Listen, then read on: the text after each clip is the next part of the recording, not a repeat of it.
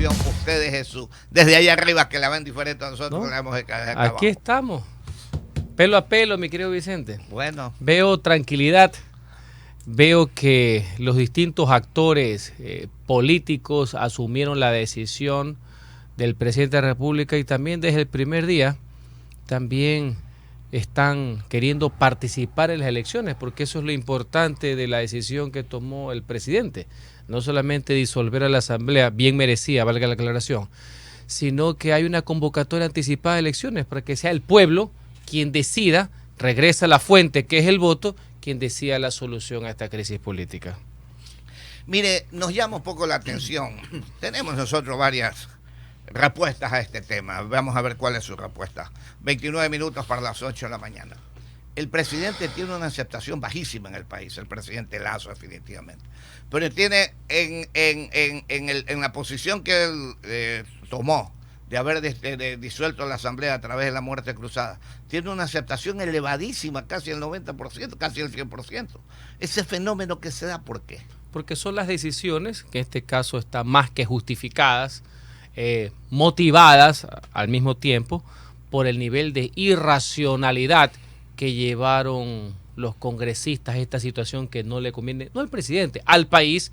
Recuerde que aparte de todos los 2 años que ha pasado, desde el mes de enero, para ser exacto, desde el 9 de enero que comenzó esta tramoya de desestabilización concreta, con un plan evidentemente armado, los asambleístas se convirtieron en los enemigos públicos número 1 de la economía ecuatoriana, porque lo único que hacían era generar incertidumbre, que usted sabe que eso no le beneficia a la estabilidad, a propender a generar negocios, a favorecer el empleo, entre otras cosas. Entonces fue una medida adecuada, fue una medida correcta, respaldada por los ecuatorianos. Muchas veces las medidas, las acciones superan el grado de simpatía o antipatía que se puede tener para algunas personas, sin perjuicio que antes de eso ya había un repunte, para los que también les preocupa la popularidad, ya había un repunte en el primer mandatario por una serie de medidas. Recordemos que se ha mejorado, viene increciendo, por así decir, el tema de la seguridad,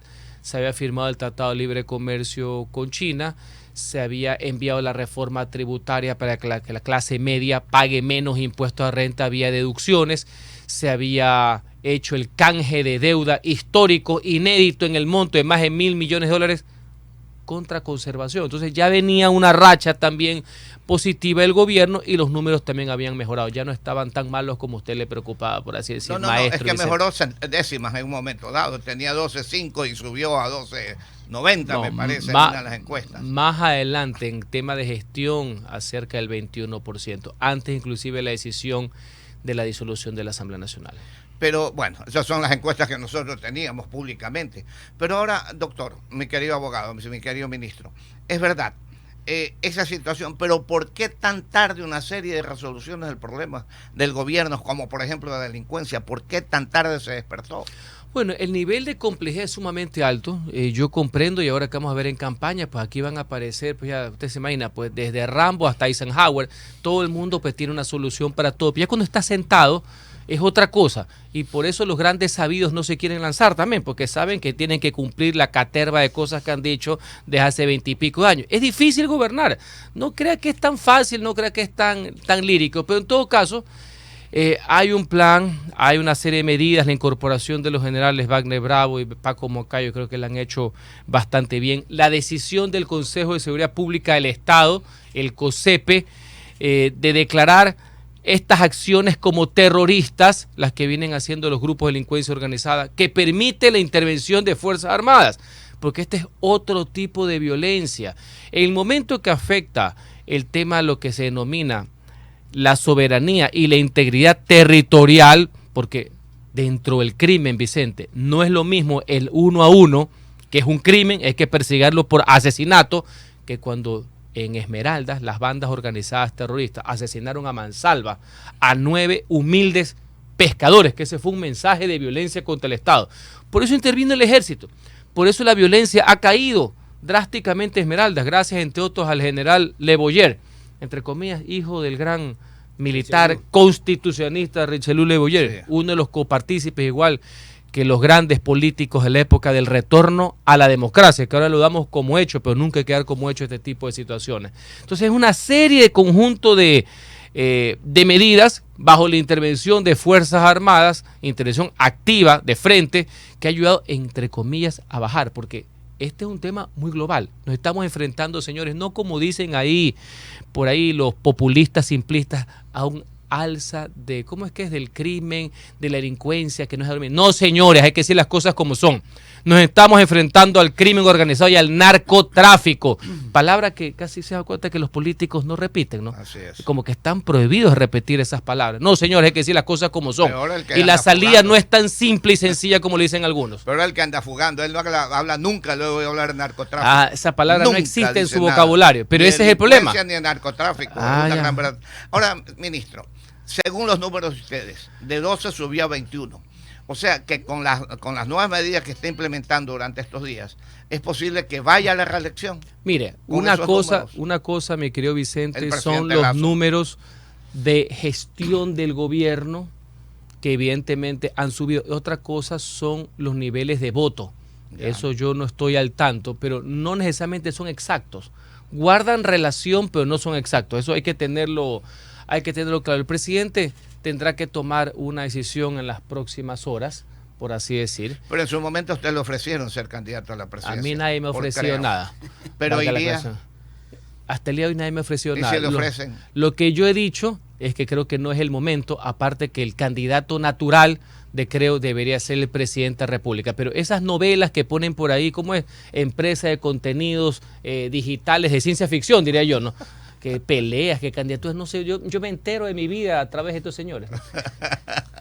23 minutos para las 8 de la mañana, 23 para las 8. Ahora, el cambio de gabinete, ¿se van a dar una serie de nombres, se van a conocer o se queda como está?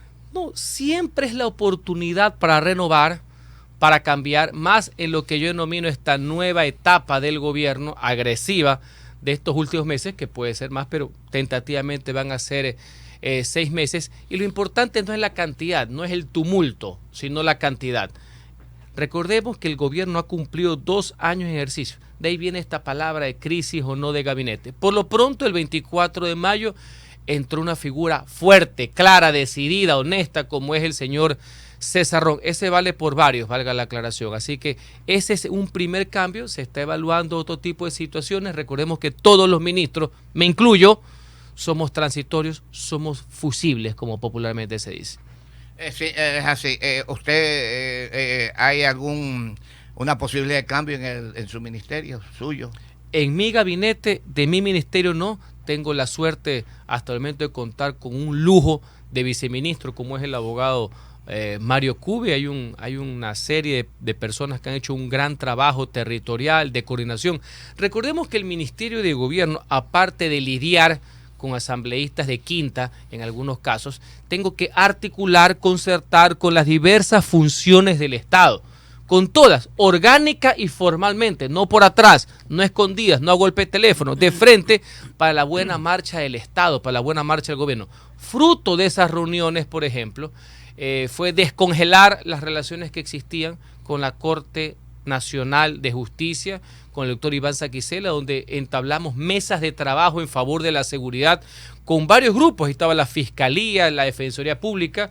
Trabajamos y presentamos hasta hace poco al Congreso Nacional proyectos de reforma en la seguridad que tienen que ver con la Ley de Garantías Jurisdiccionales, con el Código Penal, para que vea que sí se puede trabajar cuando hay intereses en común, cuando hay un acuerdo sobre lo fundamental. Esa es mi misión y ahora voy a tener que hacerla también a nivel de Corte Constitucional, a nivel del Consejo de Participación Ciudadana, a nivel de los municipios, a nivel de las prefecturas. Ese es mi trabajo como ministro de Gobierno.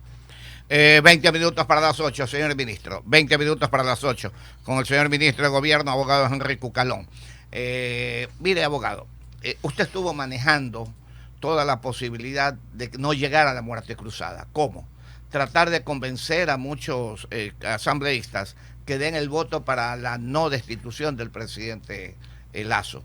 ¿Qué ocurrió? Que no pudieron lograr los votos y por lo tanto el camino fue la muerte cruzada. No es así, Vicente.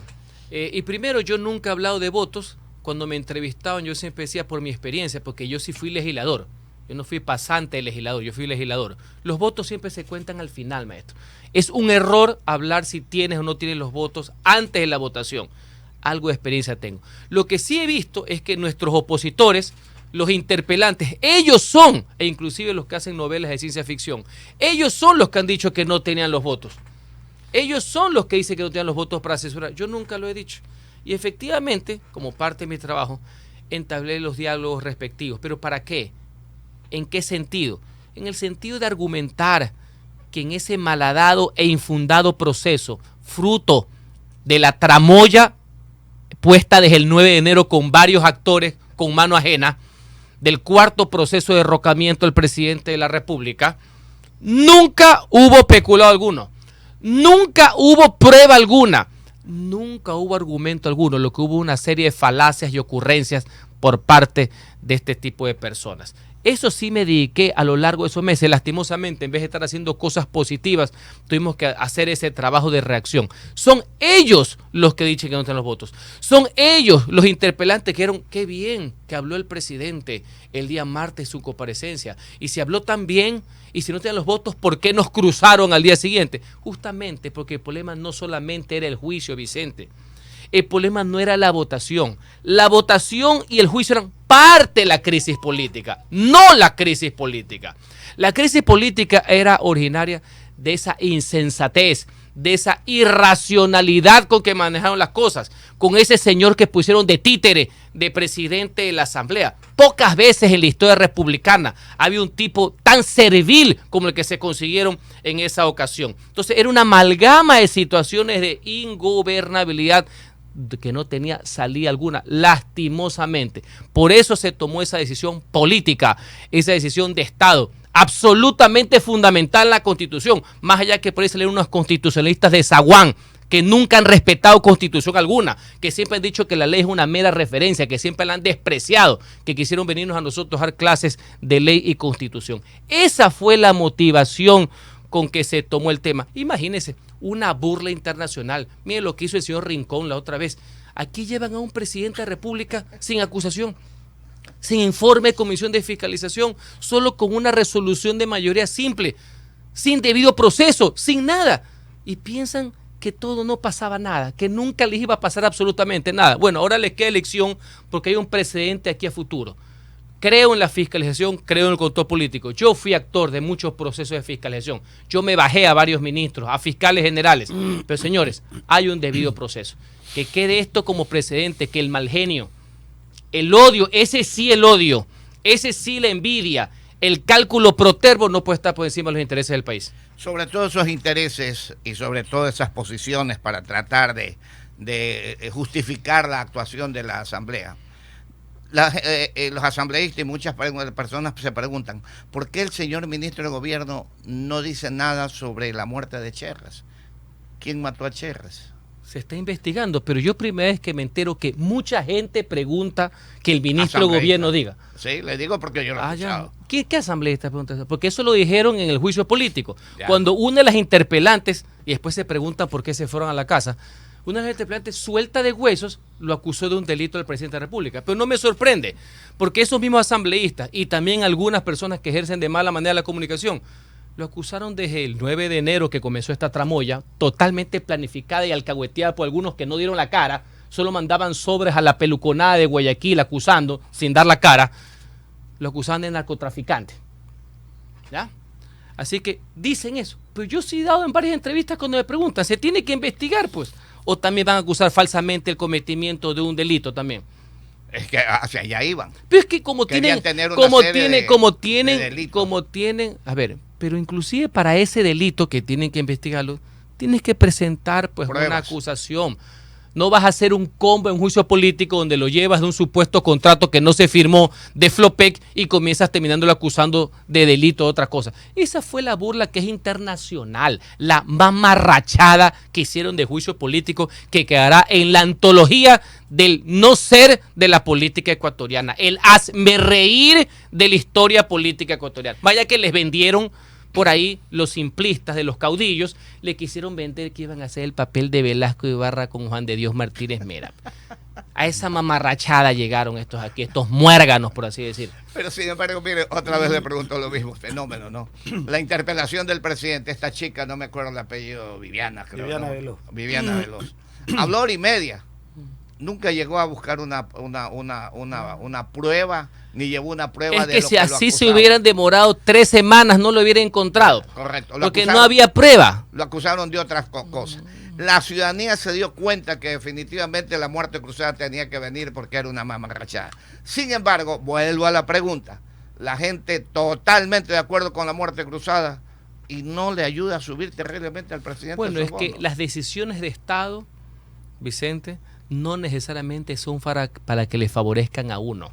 Las decisiones de Estado trascienden a los gobiernos. Es para hacer lo que es lo correcto, no lo popular necesariamente. Entonces, cuando un gobernante, cuando un legislador toma este tipo de decisiones, no es para beneficiarse él. Porque recuerde que inclusive en esta toma de decisiones inéditas en base a la nueva Constitución, también hay un desprendimiento de la contraparte, porque no es que solamente se disuelve la asamblea, se recorta el mandato de quien toma esa decisión. Entonces, estas decisiones que son serias, que son graves, que no deberían darse per se, sino que algunos tensaron mucho la cuerda, ¿ya? Jugaron con los intereses del país, quisieron llevarlo al barranco literalmente, y no les importó la economía, no les importó que lo que más se necesita en estos momentos es la estabilidad para enfrentar el problema de inseguridad, no les importó que en este cuarto intento de derrocamiento y desestabilización, mientras duró la tramoya desde enero, y que lo que querían era incendiar las calles para que el otro señor que dice que va a ser o no va a ser candidato presidencial, ponga a la gente en la calle para que el presidente se caiga.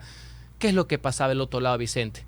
Se reían pues los verdaderos enemigos del país, porque aquí lo que quería el crimen organizado es encontrar un Estado desorganizado. Mientras aquí se peleaban por las marimbas timbas, por así decir, el narcotráfico está jugando el pepo, le estamos haciendo el juego a los reales enemigos de la nación, cuando lo que necesitamos es, pese a las diferencias que son propias de la democracia y que se zanjan en las elecciones cuando chocan los puntos de vista, necesitamos ponernos de acuerdo, por lo menos en el tema de la seguridad, que cada uno trabaje en lo suyo.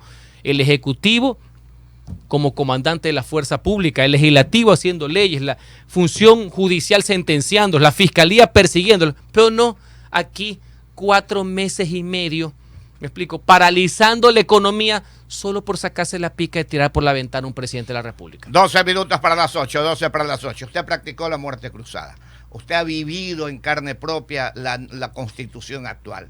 ¿Cree usted que debería de cambiarse esa Constitución y eliminarse la muerte cruzada? Yo creo que las constituciones deben ser cambiadas cuantas veces sean necesarias, reformadas, modificadas, cambiadas, porque la situación de un país no siempre es la misma. Punto 1. Punto 2, a mí siempre me llamó la atención esta figura de la disolución de la Asamblea, o por algo que se llama cruzada coloquialmente, barrialmente hablando, porque la Asamblea puede hacer lo mismo. Recordemos que en junio del año pasado, y yo seguía mucho Radio Sucre, la Asamblea hizo lo mismo, le hizo la cruzada, sino que perdieron. Es una figura muy parlamentaria europea, un poco ajena a una república presidencial americana, como son en nuestro caso la ecuatoriana. Está hecha, entre otras cosas, para evitar que suceda lo que sucedió con Bucaram, con Maguad y con Lucio. Es decir, la Asamblea hace lo que le viene la regalada gana, votan al presidente y ellos se quedan. Aplausos. Viva la fiesta. Está hecho para eso. Si tú vas a jugar con fuego, los dos nos quemamos. Está hecho hasta este sentido, hasta para no ser utilizada. Tú vas a hacer esto, yo también te lo hago y ahí nos vamos conteniendo. Lastimosamente, ciertos asambleístas, no todos, y los dueños de esos asambleístas jugaron con fuego a la larga. Pensaron que nunca iba a pasar. Pensaron que pueden perseguir a una persona sin prueba alguna. Pensaron que pueden acusarlo de narcotráfico sin prueba alguna. Pensaron que se podían poner la economía al traste. Pensaron que podían poner al país solo a los intereses de ellos y lastimosamente el presidente tuvo que actuar. Hay un cuarto hecho, mi querido doctor, en esta cuestión de los 3 presidentes que usted nombró, que fueron destituidos. Al mismo Corral se lo quisieron comer inmediatamente. Por eso vino los congresistas de los manteles, precisamente porque él estaba en la cuerda floja. Se adelantó y se quedó afuera y al final nos hizo un daño. Con la variable de los 3 casos, que fueron 3 caídas, que Así después es. el Congreso sacramentó vía cesación, es que esta figura, no muy dable y no muy ortodoxa, es absolutamente constitucional. Legal, no política. deberíamos llegar per se, ojo, yo les hago esa reflexión. Sí. Pero es tan constitucional que la Corte, a menos de 48 horas, los batió. Es tan constitucional que el mismo día de su toma, todo el cuerpo diplomático la reconoció. Tan constitucional que las Fuerzas Armadas, que son obedientes y no deliberantes, dijo que estamos apegados a la Constitución, no al gobierno. Tan constitucional es que no salió ni una sola alma a protestar a las Así calles. es. Tan constitucional es que pese a los agoreros del desastre, que dijeron que esto iba a ser como Lima, como Perú, que esto era Castillo, una vez más con esas comparaciones, ¿no? Lo confunden a Lazo con todos los defectos o virtudes que después tengo un presidente, lo confunden con Castillo. Los otros me imagino que con sustancias psicotrópicas confunden este caso con el caso de Glass. O sea, con ese tipo de comparaciones, por Dios, es muy jodido hacer política, es decir. El país es ingobernable, definitivamente. 9 para las 8. Vienen las elecciones adelantadas.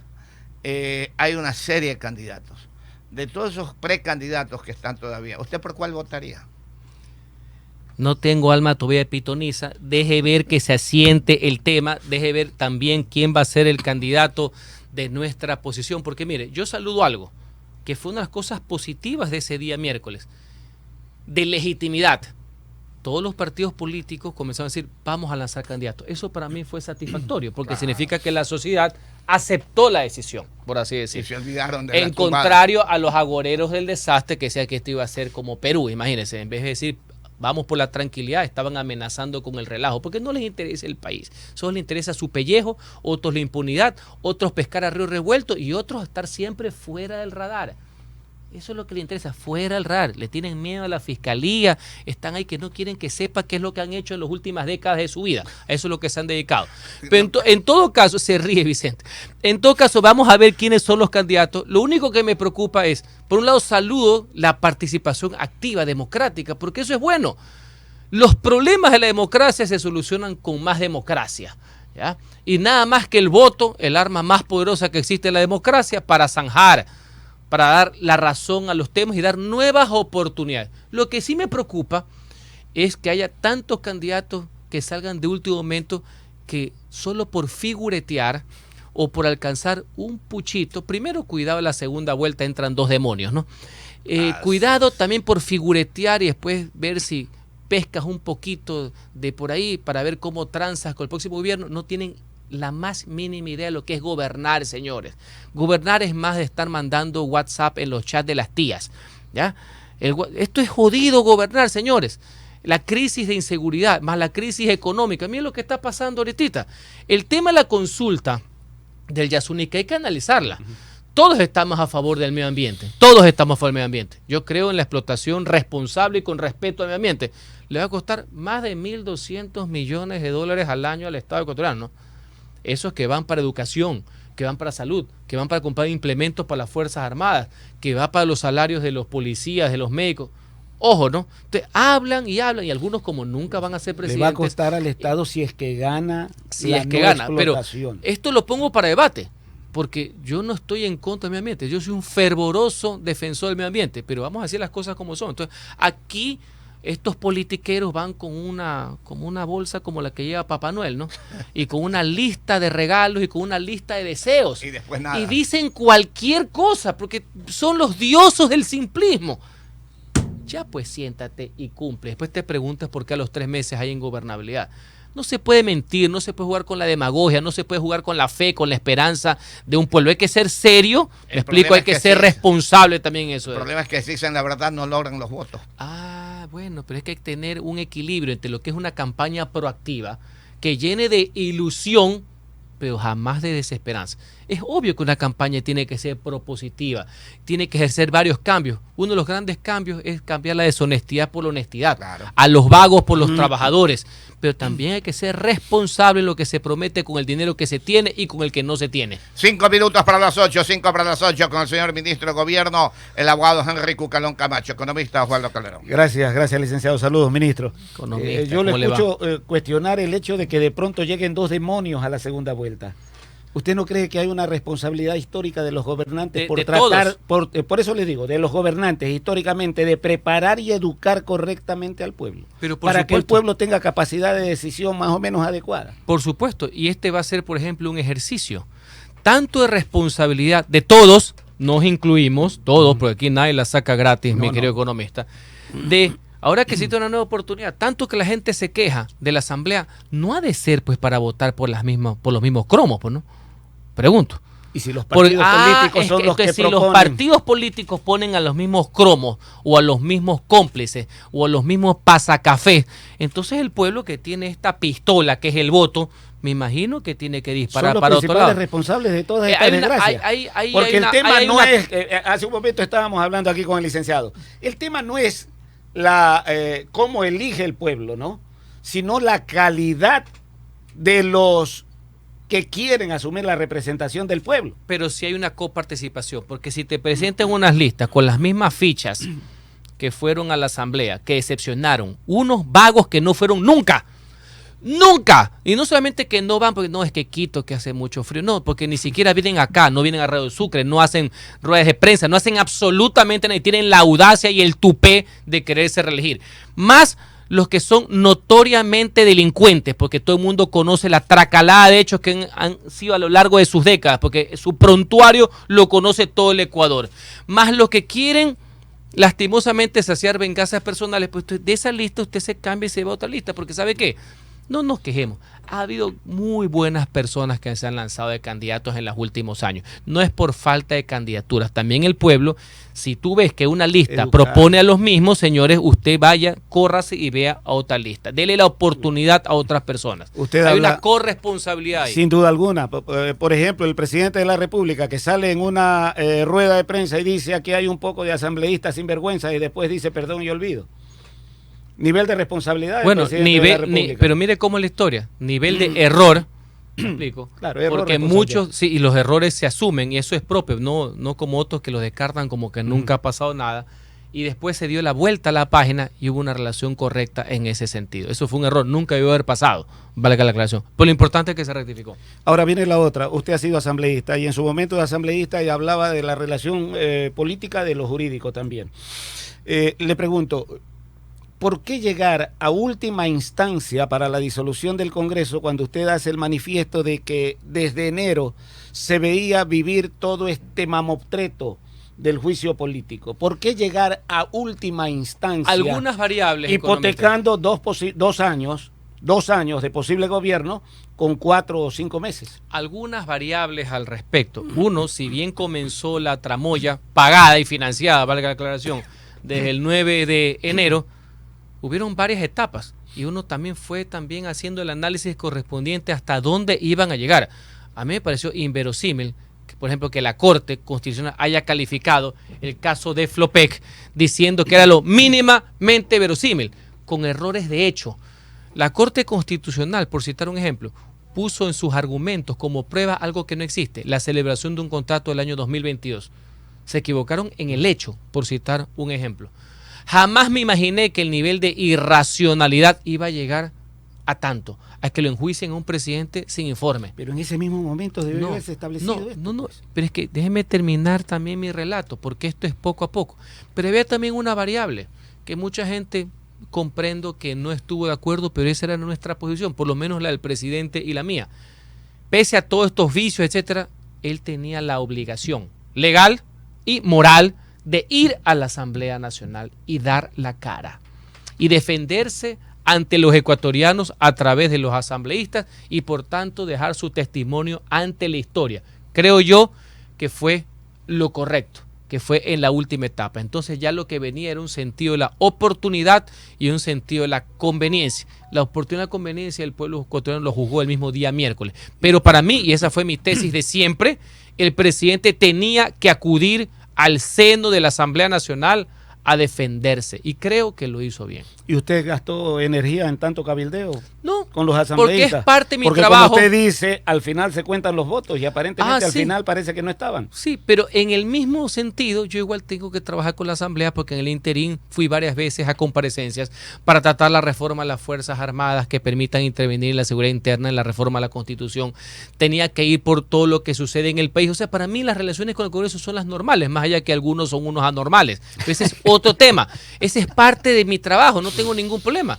Y no es más que una distracción, no teníamos que defender, pues defender con argumentos. Ustedes fueron testigos, como en la Comisión de Fiscalización, la defensa del presidente, donde estaban algunos funcionarios y el abogado, sirve, los nalguearon a todos, por Dios, con argumentos de fondo, a la altura. ¿Me explico? Igual nosotros, ellos lo saben, nosotros le ganamos la batalla jurídica. Esa es la verdad. Ellos estaban dando vueltas en su propio metro cuadrado. Oiga, usted cuando fue asambleísta renegaba de pronto de algunos colegas. Pero por supuesto, por Dios, eran de salir corriendo. La gran diferencia con las asambleas mías, con esta última, es que siempre ha habido de todo. Siempre ha habido de todo, no crea. Pero siempre había... heterogéneos siempre, de terror. Pero pregúntele al Congreso del año 90, Vicente. Eran de terror, sino que no había WhatsApp nada más. Imagínense, si hubiera habido WhatsApp, los teléfonos hubieran saltado. No, la gran diferencia con los dos últimos congresos que yo estuve es que siempre hay de todo. Pero siempre hay un 20% de la asamblea, en todos los partidos, en todos, que sacan la cara. Me explico, tienen otro nivel. El problema de esta... Es como un aula de clases. Exacto. 20 turros y hay 2, 3 más o menos. Este siempre ha habido, de todos lados. Ojo, de todos los partidos yo lo reconozco. A la altura, pese a que uno piensa distinto. Pero en esta, no había ni 3. Concejal, asambleísta, ministro de gobierno, ¿con cuál se queda? Yo no he sido concejal. No, a secretario. Perdón. Fui secretario y me sentaba aquí al lado. Sí, parecía concejal, pero no era concejal. Ya. Asambleísta, ministro de gobierno. ¿En qué todo lugar se es, siente más cómodo? Todo es servicio público. Siempre me sentí muy cómodo como parlamentario, valga la aclaración. Y con ministro de gobierno también. Yo disfruto lo que hago. Tengo un convencimiento total por decisión de vida, no por rebote, no por accidente, no porque Tuti, porque Cookie se me metió ahí, no por apostador, por el servicio público y por defender el interés general. Y le cuento, una de las mejores etapas de mi vida, del cual me siento muy orgulloso y agradecido por quien me dio la oportunidad, fue cuando fui 8 años secretario general del municipio de Guayaquil, porque contribuí con mi granito de arena al desarrollo en mi ciudad. Nebot está caído políticamente a propósito de eso, que usted aprendió mucho Los con Nebot. políticos nunca están totalmente derrotados. ¿Es Carlos Julio Arosemena decía que los políticos dejaban de serlo solo cuando iban al reino de las sombras, es decir, cuando morían. Y en el caso de él, la familia no respetó su voluntad. Él quería que lo metan en un saco de yute y lo tiren al Guayas. Esa fue su última voluntad, pero no hicieron caso. Usted me repetía, yo creo que en la parte política, en esta última etapa del juicio, él estuvo equivocado. Pero no es conspirador. Él estuvo equivocado. Conspirador es un delito. Yo tendría que tener pruebas para ponerlo. Golpista es delito. Golpe, claro, delitos contra la seguridad del Estado está en el Código Penal. Es profundamente equivocado en la actuación sobre el juicio político. Su jefe circunstancial en este momento, el presidente de la República, lo calificó así, de esa manera, Nebot. Yo lo que estoy diciendo es que... Le dijo al presidente que estaba antes del juicio político y otras palabras más, de lado y lado, sino que unos lo dicen en cadena y otros lo dicen en mesitas chiquitas. Me explico, después piensan que uno no se entera. El hecho ante la historia creo que está equivocado con relación al juicio político. Usted como ministro de gobierno, retomo la pregunta del licenciado Arroba, ¿no les preocupa el nivel de cercanía que se estableció en el caso de Cherres y los otros muertitos allá en la península con las altas esferas del poder? ¿No se sienten preocupados en ese sentido por la vinculación de amistad, conocidos y que manejando esto, este otro? No. ¿De dientes para afuera o de... No, lo digo de cuerpo frente? Entero? ¿De cuerpo entero? No. Y ojalá, y este es un tema importante, ¿no? Otra vez más, las narrativas van más rápido que los hechos. Ojalá que avance, pues, ese proceso a nivel de la justicia penal, a nivel de la fiscalía, porque hasta ahorita no avanza nada, hasta para que se esclarezca o no. Recuerde que a partir del 9 de enero, cuando comenzó la tramoya financiada, al presidente lo acusaban hasta de narcotráfico, ¿no? Y suelto de hueso era un narcotraficante. No hay un solo proceso, no hay absolutamente nada en contra del presidente de la República. Fue una de las tantas acusaciones sin fundamento que terminaron en un contrato que no fue contrato, en una empresa que ahora, gracias a nosotros, da utilidades, ¿no? Aquí en la política ecuatoriana, desgraciada y lamentablemente, se dice mucha. Con una diferencia, mi querido al aire. amigo, y no voy a decir las palabras de grueso calibre aquí tan de mañana, porque hay gente que está desayunando y se puede atragantar con un bolón. En la política a uno le dicen de todo, inclinaciones sexuales, De temas de billete, temas de relaciones matrimoniales, todo. Narcotraficante, mi querido amigo, narcotraficante es otra categoría de acusación, ¿no? Ni siquiera las lenguas viperinas de los 80, que ustedes conocen, que por aquí alquiló un espacio hace un tiempo, ni siquiera esa persona trataba de narcotraficante a nadie, como han hecho últimamente, tratando de vapulear la honra de un presidente de la República. César Ron llega al gobierno como ministro de Transporte y Obras Públicas. 86. Usted ponderaba al ministro Ron. Los ex social cristianos están oxigenando a Guillermo Lasso. Bueno, el señor Ron hace 2 años que dejó de ser parte pero de igual. esa bancada, una persona de fuste, con experiencia, que haber sido ministro desde el primer momento, valga la aclaración, y creo que va a ser un gran trabajo. Las personas que de una u otra manera han estado vinculadas al Partido Social Cristiano, al municipio de Guayaquil, etcétera, le dan oxígeno no solamente al gobierno, le dan oxígeno al país, porque los buenos son buenos en cualquier circunstancia. Si vio el último Y video, así mismo... ministro, los si vio otros. el último video que ha hecho don César en la frontera sur, No lo he visto, cuestionando, pero sé que estuvo que entran carros sin ningún tipo de control, sin ninguna nivel de seguridad con el Estado ecuatoriano. Bueno, eso usted ve un ministro que tiene, como popularmente se dice, tiene calle, ¿no? Aparte que tiene verbo, tiene calle.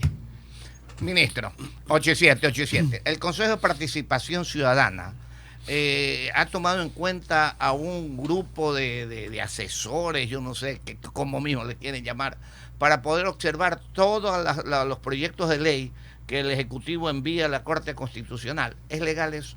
Primero yo saludo algo, que ahora la gente, el ciudadano, conozca que estos politiqueros disfrazados de ciudadanos, porque todos son hechos en listas de partidos políticos, ninguno sale en ningún barrio, nada, aquí los ponen los dueños de los partidos. Apolítico. Nada, digamos las cosas de frente, son politiqueros disfrazados de representantes ciudadanos.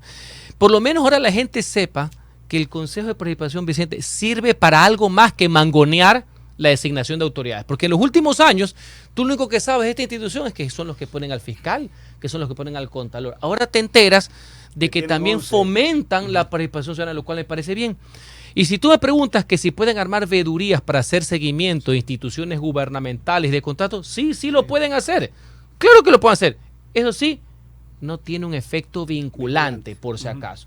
Y yo saludo eso. Cuando fui secretario general del municipio, a nosotros nos pusieron algunas veedurías por los contratos municipales. Me parece muy bien. No debe ser que en esa época decía algo y ahora voy a cambiar. Pero eso sí, no tienen facultad, competencia, atribución para cambiar.